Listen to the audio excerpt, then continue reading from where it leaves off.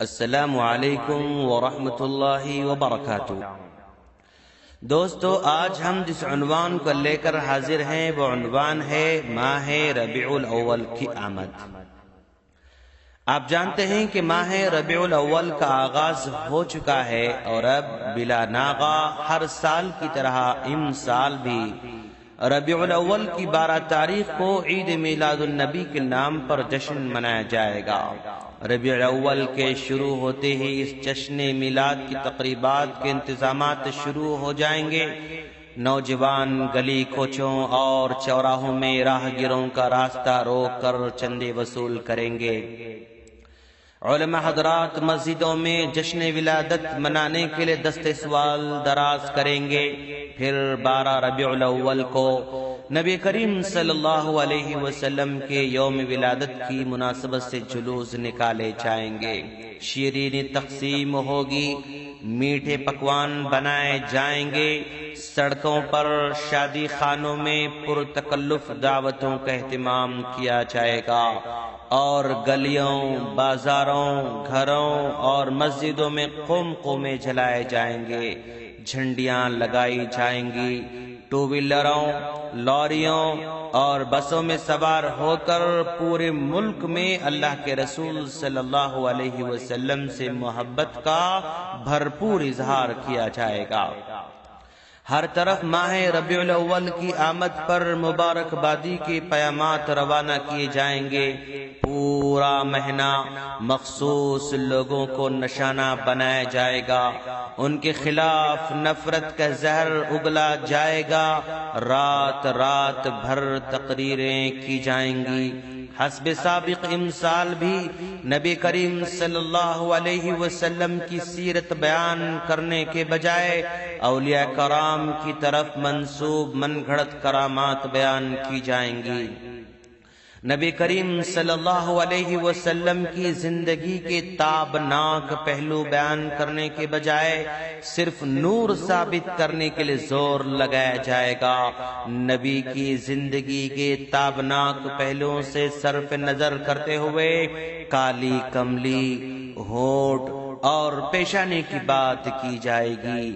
مکی زندگی کی مشکلات کا، طائف کے سفر کا، خدیجہ و حمزہ کی جدائی کا، ہجرت کے کٹھن مراحل کا، بدر کی دعاؤں کا، احزاب کی پریشانی کا، فتح مکہ کی معافی کا، حجۃ الوداع کے خطبے کا نام و نشان تک نہ ہوگا۔ صاحب قرآن کے اصحاب کا، صدیق و فاروق کا، بلال و عمار کا دور دور تک ذکر بھی نہیں ہوگا، چونکہ یہ جشن، یہ میلاد اور اس سلسلے تقریبات اللہ کے رسول صلی اللہ علیہ وسلم سے محبت کے اظہار کا ذریعہ گردانا جاتا ہے۔ اس لیے اگر کوئی اس میں شامل نہ ہو تو دشمن رسول کا فتویٰ دیا جائے گا۔ اگر پوچھا جائے کہ ہمارے حبیب صلی اللہ علیہ وسلم کے ساتھیوں کو جو ان کے جانے کے بعد بھی تقریباً 90 سال تک باحیات تھے، 64 لاکھ مربع کلومیٹر تک پھیلی ہوئی اسلامی حکومت کے مالک تھے، کیا ان کو میلاد کے دلائل سمجھ میں نہیں آئے یا ان کو محبت تھی ہی نہیں؟ تو فوراً گستاخی کا فتویٰ دیا جائے گا اور ان سوالوں کو زبان درازی کا نام دیا جائے گا۔ پھر چاروں ناچار حب رسول صلی اللہ علیہ وسلم سے سرشار ہر پیر و جوان حسب حیثیت اس میں شمولیت کا ثبوت مہیا کریں گے۔ گورنمنٹ بھی عوام کے جذبات کا خیال رکھتے ہوئے سرکاری طور پر چھٹی کا اعلان کرے گی۔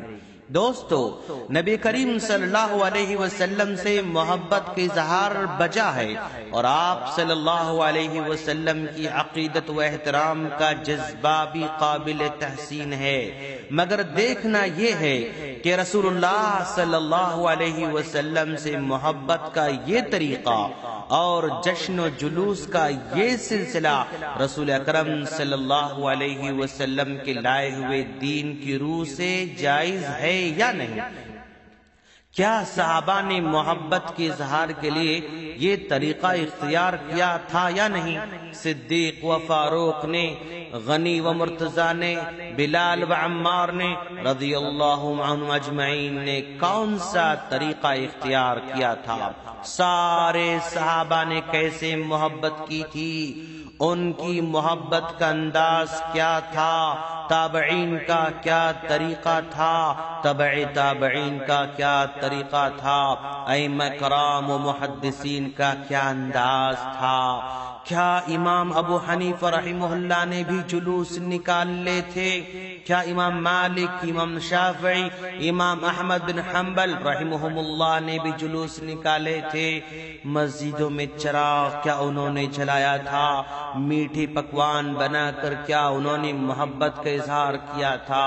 کیا انہوں نے بھی گنبد خضرا کا ماڈل بنا کر کسی چوراہے پر رکھ کر راہگیروں کے لیے راستوں میں رکاوٹیں پیدا کی تھیں؟ کیا کعبۃ اللہ کا ماڈل انہوں نے بھی بنایا تھا؟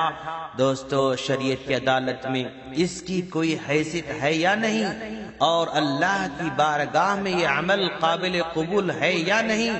ہم یہ سارے سوالات صرف امت کے سنجیدہ، باوقار، شائستہ، سمجھدار، پڑھے لکھے، نبی کی سیرت، صحابہ کی سیرت، ائمہ کرام کی سیرت سے واقف لوگوں کے سامنے ہی رکھنا چاہیں گے۔ ہمارے سوالات ان لوگوں کے لیے نہیں جو قرآن و حدیث کے سیدھے سادے دلائل کو چھوڑ کر، صحابہ کرام، ائمہ کرام کو چھوڑ کر اپنی خود ساختہ منطق و لاجک کو دین سمجھ بیٹھے ہیں، جن کو صحابہ کرام کی، ائمہ و محدثین کی دین فہمی سے کچھ لینا دینا نہیں ہے، بلکہ ان کو تو چمک دمک، قوالی، ڈھول، چیخنے چلانے اور شور شرابے والا دین اچھا لگتا ہے۔ ان سے توقع ہی نہیں کہ سنجیدگی سے ان سوالات پر غور کریں گے، الا کہ اللہ کسی کو ہدایت دے دے۔ ہم آنے والے کڑیوں میں ان تمام سوالات کے جواب ڈھونڈیں گے انشاءاللہ۔ السلام علیکم ورحمۃ اللہ وبرکاتہ۔